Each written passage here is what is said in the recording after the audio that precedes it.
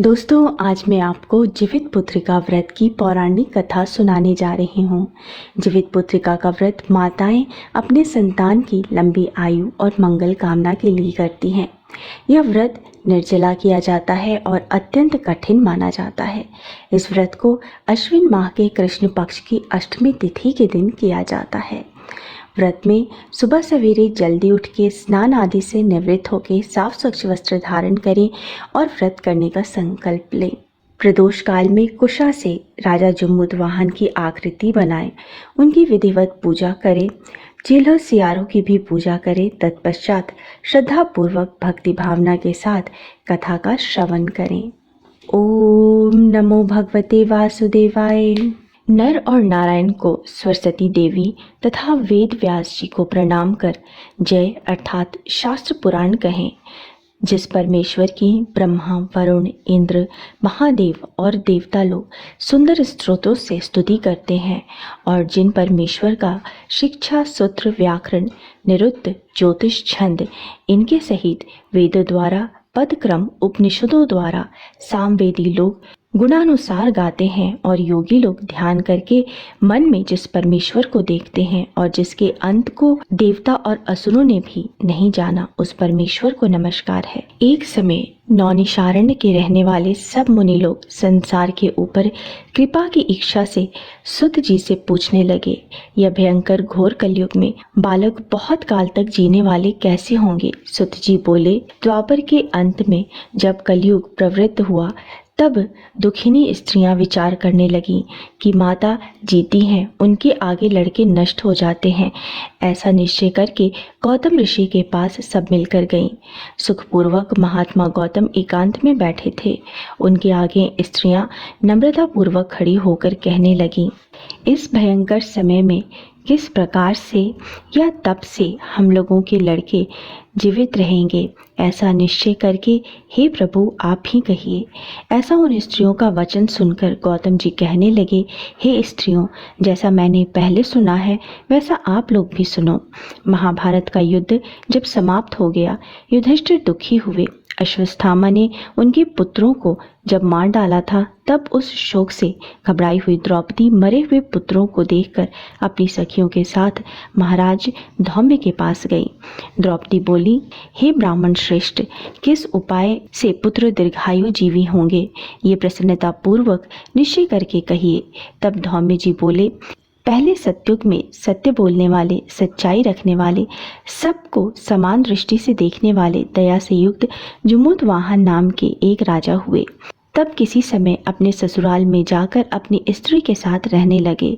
उस गांव में आधी रात के समय पुत्र शोक से घबराई हुई पुत्र को पुनः देखने में आशा रहित एक दुखनी करुण भाव से रुदन करने लगी। हाय हाय, मुझ बुढ़ी के आगे जवान पुत्र नष्ट होने जा रहा है। ऐसा उसका रोना सुनकर दया से युक्त राजा का हृदय फट गया। तब राजा वहां जाकर बोला, इनके मरने का कारण कहो।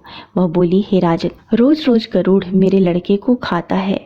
वृद्धा का वचन सुनकर दयालु राजा बोला, तू खड़ी रह, तेरे पुत्र की रक्षा के लिए मैं यत्न करूंगा। यूं कहकर राजा भय को छोड़कर खाने के स्थान पर गया।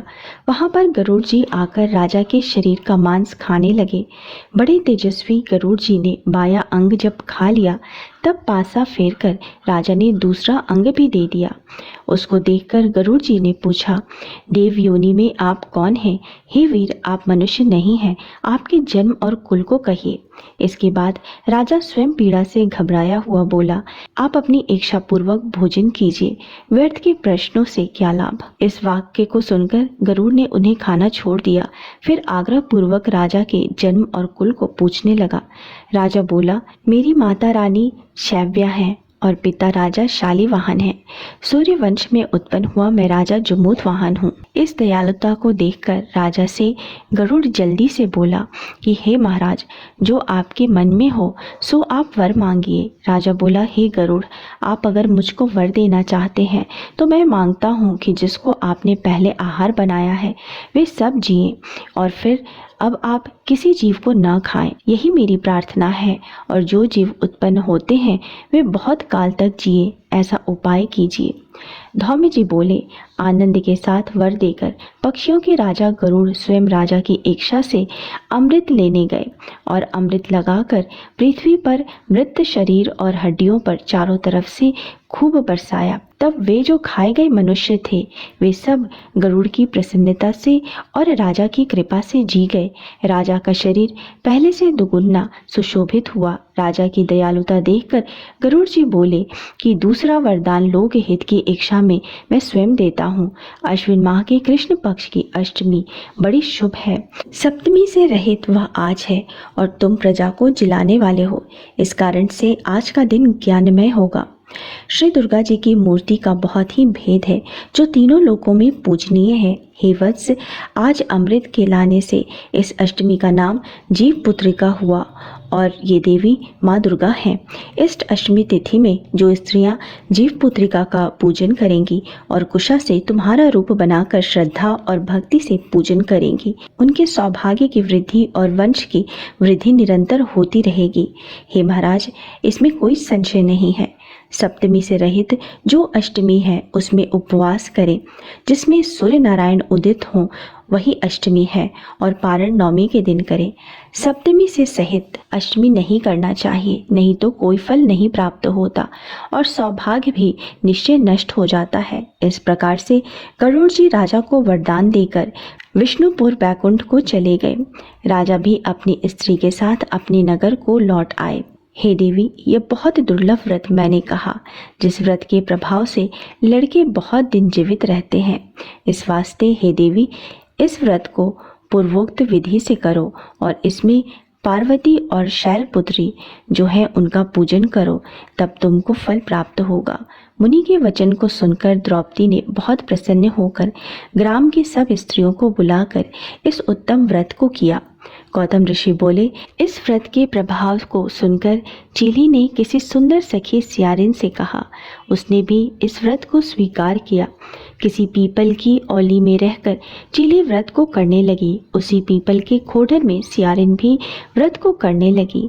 कहीं पर उत्तम ब्राह्मण से इस कथा को सुनकर चीली ने अपनी सखी सियारिन जो कि खोडर में बैठी थी उससे कहा। आधी कथा को सुनकर भूख से दुखी शरीर वाली सियारिन खोडर से निकलकर जल्दी से मुर्दों से भरे हुए शमशान पर गई।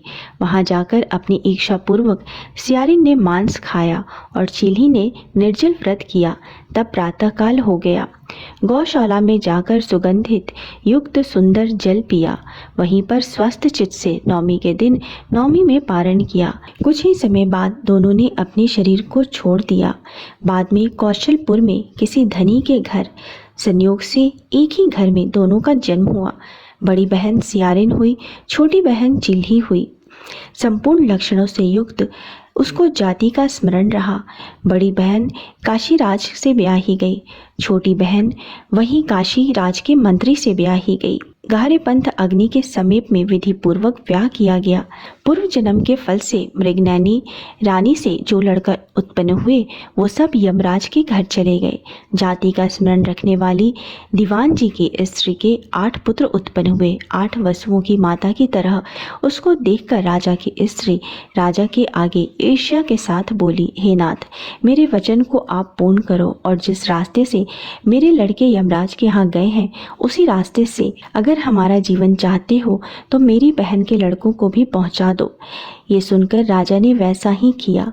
इसके बाद जीवित पुत्रिका ने उनको जिला दिया। एक समय वन में उनके सर काटकर बांस की दौरी में रखकर उसके घर भिजवा दिया। वे सब सर अनेकों रत्नों से युक्त हो गए। बिना चोट के सभी जी गए। उन लड़कों को देखकर राजा की स्त्री बड़े आश्चर्य को प्राप्त हुई।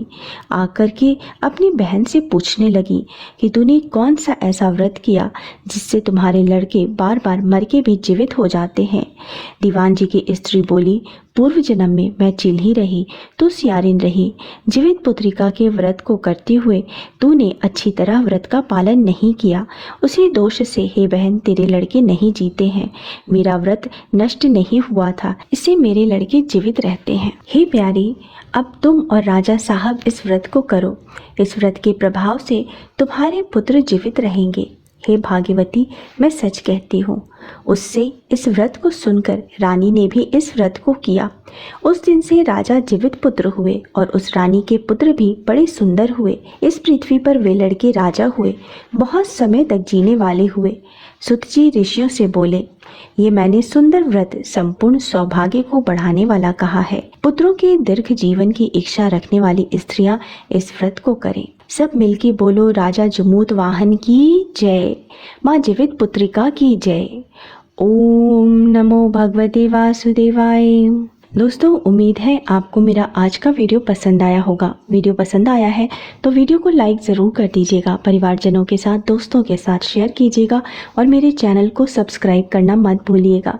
मिलते हैं अगले वीडियो में, तब तक स्वस्थ रहिए, सुरक्षित रहिए और अपना बहुत बहुत ध्यान रखिए। जय माता दी।